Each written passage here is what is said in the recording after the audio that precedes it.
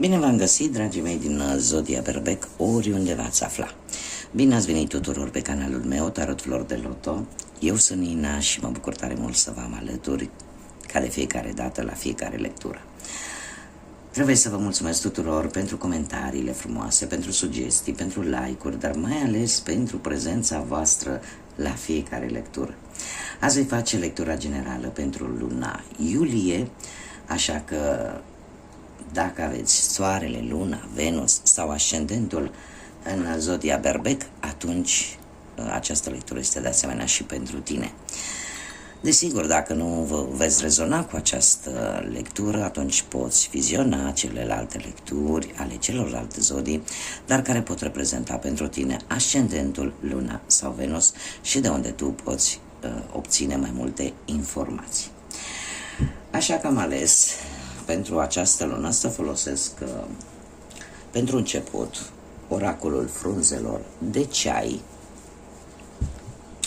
pe care le-am băgat aici în acest săculeț și avem luna iulie. Să vedem ce ne spun cărțile pentru fiecare. O punem aici, cred că e mai bine așa. Pentru fiecare săptămână a lunii iulie. Și haideți să alegem 4 cărți, câte o carte pentru fiecare săptămână. Și avem prima săptămână.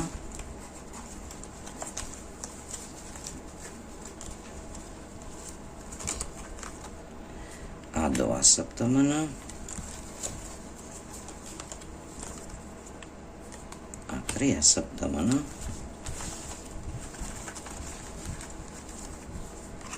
Și a patra săptămână. Bun. Haideți să vedem. Prima săptămână. Avem,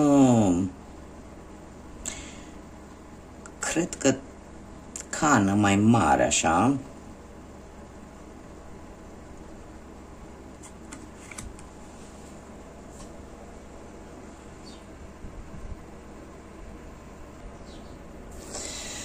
A trebuit să deschid la cățelușul meu.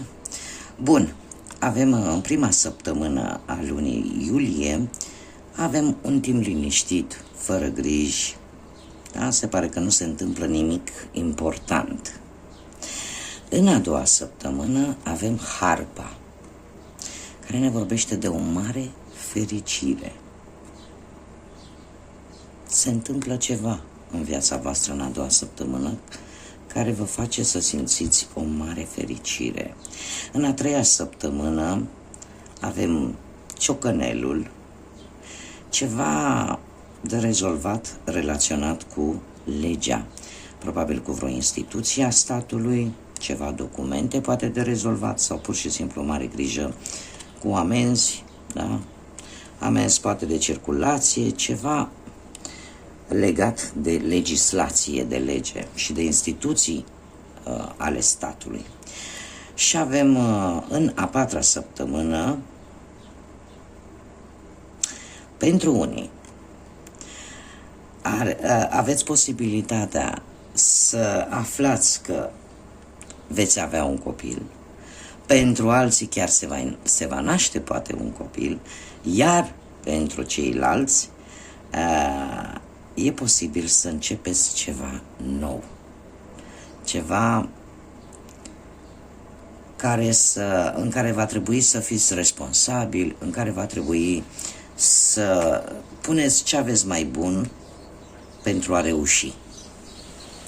Și e posibil, aș zice eu, să fie implicată încă o persoană, nu știu, poate o afacere, poate un plan pe care tu ți l-ai făcut sau o să ți-l faci de-a lungul lunii lui iulie. Cert este că implică cel puțin încă o persoană. Bun, dragilor, am rezolvat cu săptămânile. Haideți să vedem ce vine pentru ce ne spune tarotul. Da? O vedere generală asupra lunii iulie pentru Zodia Berbec. Să vedem mesaje, energii, sfaturi care vin pentru dragii mei din Zodia Berbec în luna iulie.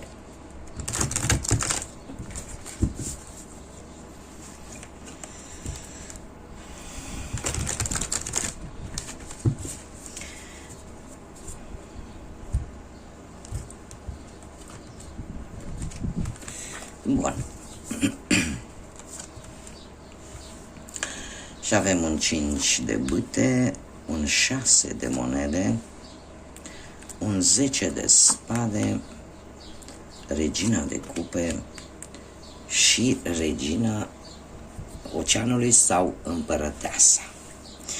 Bun, dragilor, se pare că în acest moment unii dintre voi, cel puțin cei care vor rezona cu această lectură, sunteți într-o competiție, ori poate pentru vreun loc de muncă sau unii dintre voi posibil, nu știu, să locuiască sub acoperiș, sub același acoperiș cu alți membri din familie sau cu alte persoane. Și lucrul ăsta cumva creează anumite conflicte, cumva creează anumite situații tensionate. Așa că în acest moment, pentru unii dintre voi, lucrurile nu sunt foarte liniștite din punctul ăsta de vedere social. Dar, de asemenea, îmi mai poate vorbi poate de o decizie bună care va duce la o schimbare după acest conflict. E un conflict în care fiecare crede că are dreptate. Și acum, după cum bine știm, și normalul este diferit. Normalul meu e posibil să nu fie același normal pe care îl are oricare dintre voi. Așa e și cu dreptatea. Și atunci se pare că ar trebui să încerci să stai cât mai liniștit, chiar dacă vorbim poate de un conflict, nu știu, la locul de muncă, posibil și lucrul ăsta, să fie așa o competiție la locul de muncă sau să fie persoane care să vorbească gura fără ele. Încearcă să te abții de a participa la provocări și, nu știu, la bârfe, până când va trece. Da? Pe partea asta a muncii. Pe partea muncii avem 6 de monede. 6 de monede care ne vorbește despre dacă nu ai avut până acum o situație stabilă, o situație cât de cât bună să te ajute să mergi mai departe din punct de vedere al muncii, se pare că apare o îmbunătățire. Și ce să vezi? Această îmbunătățire vine cu ajutorul cuiva. Ori, cumva la muncă, se face vreo mărire de salariu, se pune ceva acolo, bănuți în plus,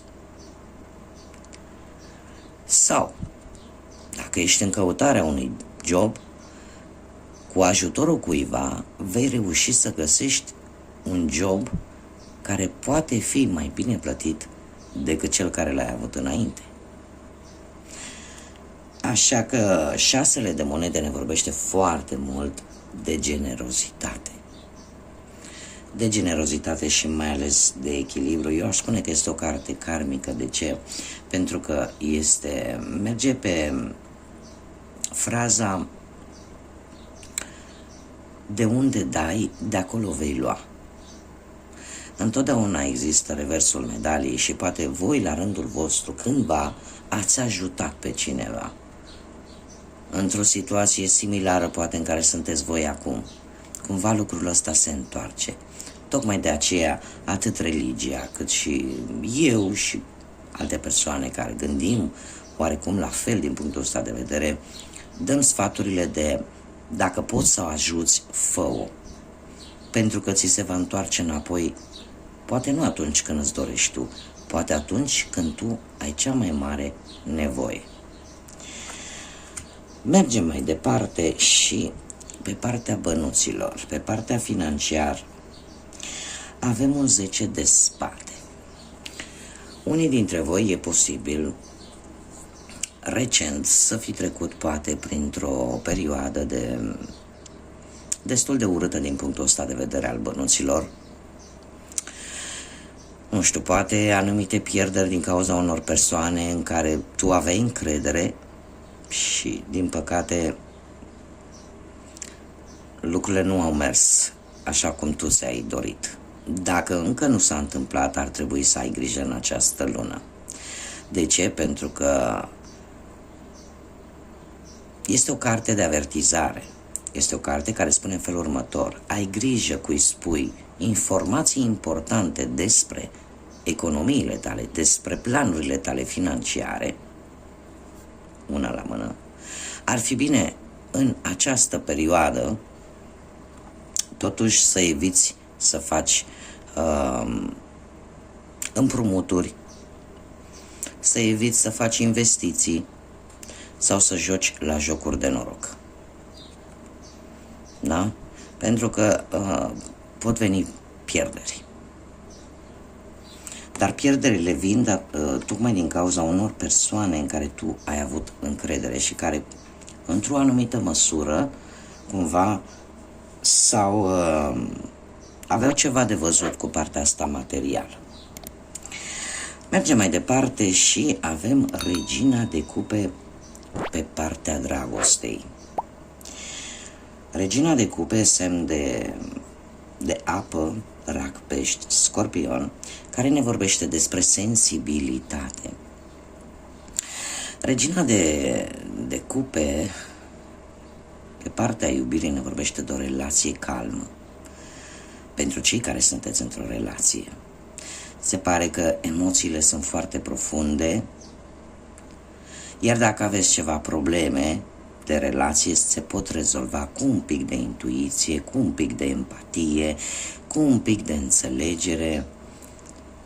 Se poate ajunge la o rezolvare și în felul ăsta să se calmeze toate diferențele și toate tensiunile care pot exista într-o relație. Pentru cei care sunteți singuri, această Regină de Cupe ne vorbește despre a ieși, a socializa. Te poți lăsa ghidată de intuiție. Trebuie să fii tu așa cum ești. Pentru că asta este cheia pentru a cuceri. Încearcă să nu construiești o altă persoană decât ceea ce ești tu, decât ceea ce te reprezintă pe tine. Încearcă să fii tu. Nu știu, poate că în alte împrejurări această mască sau o anumită mască poate te-ar ajuta, dar cel puțin în luna iulie, pentru cei care sunteți singuri, faptul de a fi real, de a te arăta lumii așa cum ești tu, este un lucru benefic, este un lucru pozitiv. Și atunci, bine, desigur că trebuie să luăm în calcul și faptul că trebuie să socializezi, este vară, cel puțin aici în emisfera nordică a globului, este vară. Este un moment în care ne bucurăm de soare, ne bucurăm de vacanțe unii dintre noi. Da? Așa că natura cumva te ajută. Care ar fi sfatul cărților pentru această lună iulie? Și avem Regina Oceanului sau Împărăteasa. Cred că sfatul pe care ți l-ar da Împărăteasa în această situație ar fi aceea de a fi un pic mai feminin, indiferent că sunteți doamne sau domni. Cumva fiecare avem între noi acea parte masculină și acea parte feminină. Luna iulie pentru voi, dragilor din Berbec, feminitatea vă va ajuta foarte mult, partea feminină te va ajuta foarte mult. Ce înseamnă asta? Acest lucru înseamnă că vei atrage mai mult. Vei atrage mai mult afecțiunea persoanelor, vei atrage mai mult abundența, vei atrage mai mult acea energie pozitivă care te poate ajuta în multe situații. Nu știu, te poate ajuta poate să avansezi la locul de muncă, te poate ajuta poate să-ți îmbunătățești situația financiară, te poate ajuta să atragi mai mult poate persoana de lângă tine, perechea de lângă tine. Iar pentru cei care sunteți singuri, cum bine am văzut, să socializați, să fiți voi înșivă și să vă puneți un pic, singura condiție care vi se cere, să activezi un pic mai mult partea feminină. Partea feminină ce face? Se ocupă mai mult de ea. Aveți grijă de aspectul vostru fizic. Îngrijiți-vă corpul, îngrijiți-vă sufletul. Nu știu, faceți probabil vreo schimbare în felul în care poate vă îmbrăcați, înnoiți-vă cu ceva nou sau încercați să vă folosiți aturile părții feminine din fiecare dintre noi, care este intuiția, empatia, da, altruismul, pentru că asta reprezintă această regină a oceanului. Bun, haideți să vedem ce numere angelice am pentru voi, dragilor. Ce numere sunt importante în această lună pentru zodia Berbec? Ce numere sunt importante în luna iulie pentru zodia Berbec?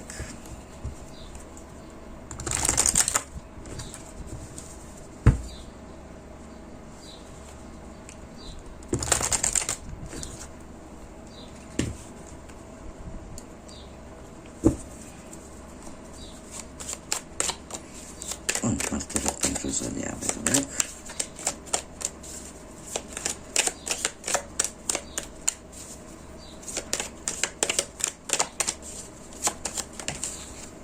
Avem chiar două. Și avem numărul 4 și numărul 23. Numărul 4 posibil să însemne data de 4 iulie. Da? Pentru partea americană se știe 4 iulie, nu ziua independenței. Într-adevăr e o zi importantă. Dar haideți să vedem referitor la toată lumea.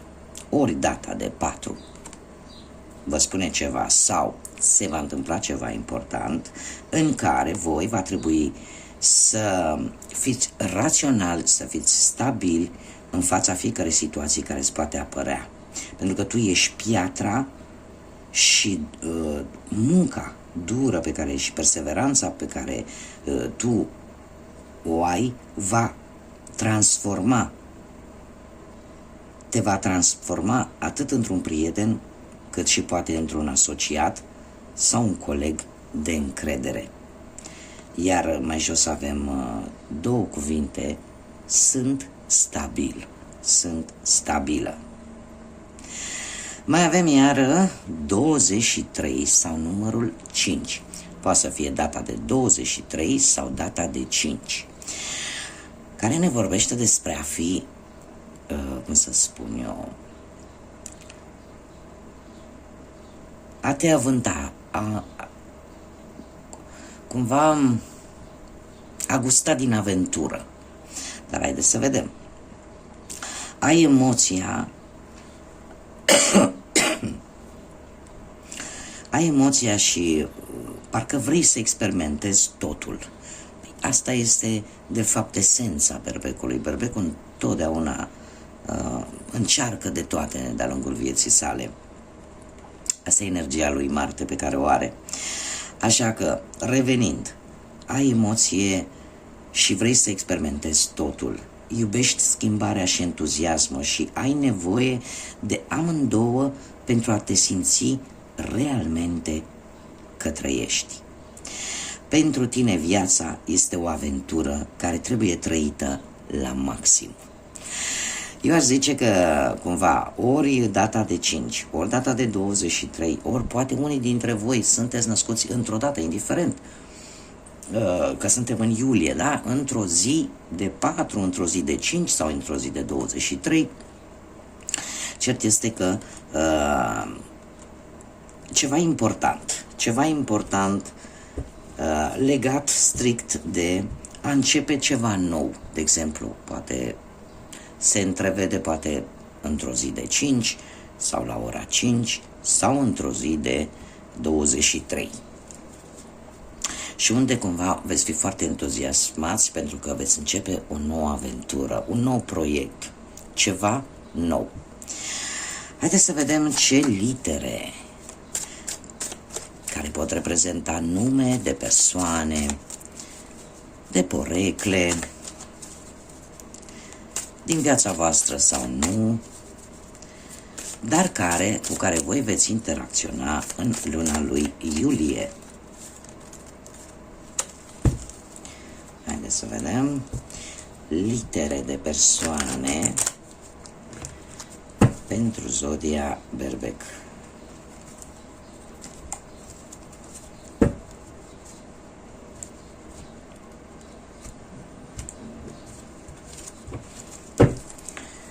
Și avem litera P, litera G de la George, litera M de la mamă, litera J de la jucărie, litera L, și mai vreau să mai scot una, sper să mai am loc, da, și litera U. Persoane, nume de persoane care încep cu aceste litere și cu care voi veți avea o interacțiune sau poate o conexiune importantă de-a lungul acestei luni iulie. Bun, dragilor, aceasta a fost lectura generală pentru voi, pentru luna iulie. Eu vă mulțumesc ca de obicei pentru prezență și urându-vă o lună minunată, o lună plină nu numai de căldura de afară, o lună plină de căldură sufletească, o lună în care să aveți parte numai de vești bune și de multă, multă energie pozitivă. Până la lectura viitoare, să fiți iubiți, dragilor!